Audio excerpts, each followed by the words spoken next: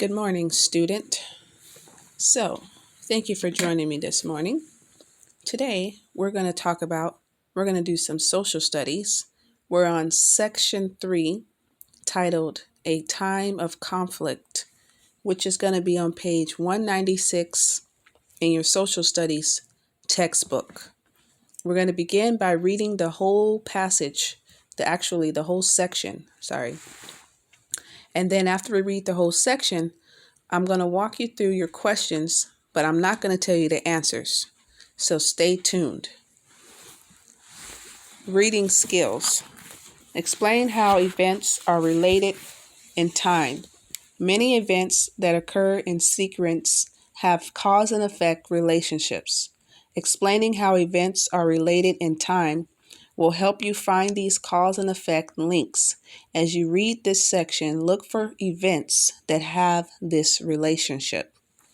Background knowledge. In Chapter 4, you learned how the United States under Washington and Adams became entangled in the dispute between France and Britain. That dispute did not go away. As you will learn, it rose again with added fury during the administration of Thomas Jefferson. Defeating the Barbary States. The main idea. Threats to American shipping led the United States to capture Tripoli, stronghold of the Barbary pirates. Defeating the Barbary States. Trade with Europe was critical to the U.S. economy. Americans sold crops and natural resources to customers in Europe. They purchased manufactured goods made in Europe. After the American Revolution, pirates began attacking American ships in the Mediterranean Sea. The pirates came from 4 small countries on the North African coast: Morocco, Algiers, Tunisia, and Tripoli. Together, these countries were known as the Barbary States. Barbary pirates raided European and American ships, taking property and enslaving sailors and holding them for ransom. European governments stopped such raids by paying the Barbary states tribute, a forced payment from one country to another. In exchange, their rulers agreed to leave European ships alone. For a time, the United States also paid tribute. But Jefferson stopped this practice and sent warships to the Mediterranean Sea to protect American merchant ships. At first, these military patrols went badly. The warships Philadelphia ran aground near the Tripoli coast, and its 300-man crew was imprisoned. To keep the pirates from using the ship, 60 American sailors led by Stephen Decatur raided Tripoli harbor and burned the Philadelphia down to the waterline.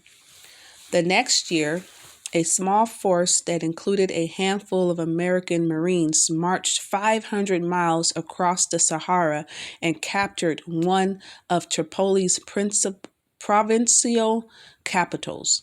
A line in the U.S. Marine Corps anthem, "To the Shores of Tripoli," it recalls that victory. And it inspired a wave of confidence in the ability of the United States to deal forcefully with foreign powers that threatened American security and prosperity. American neutrality is challenged.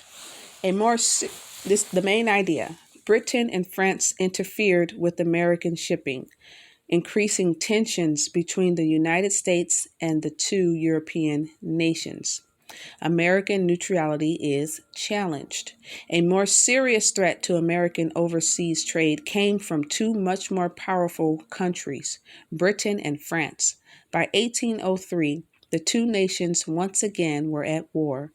The United States remained neutral because it was neutral. The United States continued trading with both Britain and France. The war in Europe had created opportunities for Americans to sell their products there. Meanwhile, Britain and France looked for ways to weaken each other. One method was to cut off the other country's foreign trade. British warships started seizing American ships trading with France. French warships did the same to American ships trading with Britain. Between 1803 and 1807, France seized 500 American ships and Britain seized more than 1,000. Britain badly needed sailors for its war against France, so it turned again to impressment. As a result, thousands of American sailors were forced to serve in the British Navy. Okay, let me go ahead and turn the page. Beginning in 1805, Britain and France increased their efforts to attack trade with their foes. No matter what American merchant ships did, they risked being seized by either Britain or France. So seized means to be captured, in case you didn't know what that meant. So they were capturing the American ships. So they didn't want to see the American ships trading with the other country because they didn't like the other country. So Britain, when they saw American ships going to trade with France, they went and they captured those soldiers and took their ships. I'm sorry, not soldiers. They captured the sailors and they took away their ship. And then if the Britain people saw the American people going to go trade with France, they came after them and took their ships so that the France people weren't able to trade with the American people. So it was like they were trying to interfere with the Americans trading with either of them because they were both enemies. Okay, Jefferson responds with an embargo. Main idea: the Embargo Act hurt the United States far more than it hurt Britain or France. Jefferson responds with an embargo. The president looked for peaceful methods to force Britain and France to respect American neutrality. He decided to use an embargo, a government order that forbids foreign trade. In 1807, Congress passed the Embargo Act. It imposed a total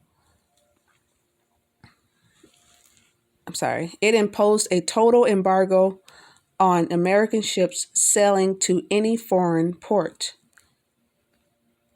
Jefferson predicted that both countries would soon cease attacking American ships. Things did not turn out as Jefferson expected. Indeed, the big loser proved to be the United States. In just 1 year, American exports fell from $109 million to $25 million. Prices of American crops declined.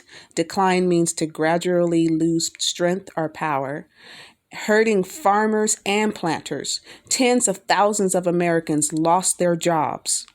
Many Americans were outraged, meaning they were angry, by this embargo. Anger was greatest in New England, where merchants depended heavily on foreign trade. Thousands of Americans turned to smuggling, the act of illegally importing or exporting goods in order to evade the embargo. Congress finally repealed the Embargo Act in 1809, just before Jefferson left the office. Then, Congress passed a law reopening foreign trade with every country except Britain and France. The law stated that the United States would trade with those countries when they start respecting Americans' trading rights as a neutral nation. Kudos to America. I think that was a great idea. I like that. All right, next, Tecumseh and the Prophet. The main idea: Native Americans led by Tecumseh resisted white settlement but suffered a severe setback at the Battle of Tippecanoe. Tecumseh and the Prophet. In the years after the Battle of Fallen Timbers, tens of thousands of settlers moved westward. Ohio became a state in 1803. Americans continued to push into new areas. They settled in the territory of Indiana and other lands farther west. The tide of settlement had a grave impact on Native Americans. Diseases such as measles, smallpox, and influenza killed thousands who had never been exposed to such diseases. settlers took on large parts of the Native American hunting grounds. Much of the game was driven away as farmers cleared the forest for planting. The Native American population fell, and the power of their traditional leaders declined. New leaders take charge. The Shawnee people were hard hit by these developments.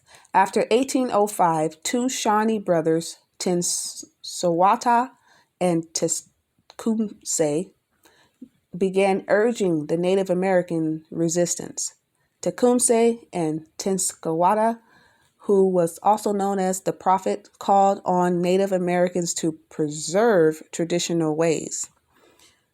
Tecumseh organized the Western tribes into a league to restore means to bring back to a former condition the Indian lands. He traveled widely, spreading his message. Harrison's victory. American officials were deeply concerned by Tecumseh's activities. William Henry Harrison, governor of the Indiana Territory, decided to take action. While Tecumseh was traveling in search of allies, Harrison marched 1,000 soldiers against Shawnee villages on the Tippecanoe River. In the Battle of Tippecanoe, Harrison defeated the Native Americans. The Battle of Tippecanoe marked the high point of Native American opposition to settlement.